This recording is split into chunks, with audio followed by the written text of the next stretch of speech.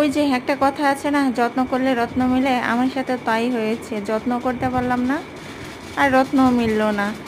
বাড়িতে গিয়েছিলাম অনেক দিন পর, তো বাড়িতে গিয়ে তারপরে এসে দেখি এই অবস্থা। বেড়ানোর পরে যা অবস্থা হয় আর কি আমাদের সাথে। আমরা যারা গাছ লাগাতে পছন্দ করি তারা বুঝবেন আমার মনের ভিতর কি চলতেছে। দেখুন এই গাছটা একদম ঢলে গেছে। আমার সবচেয়ে প্রিয় হচ্ছে কাঠমালতী ফুল, আমার কাছে ভীষণ ভালো লাগে, কারণ আমি ভগবানকে পুজো দিতে পারি। এই ফুলটা দিয়ে আসনটা সাজালে অনেক সুন্দর লাগে। আর এই পাতাবাহারগুলোর জন্য আমার তুলসী গাছটাও বাড়তে পারছিল না।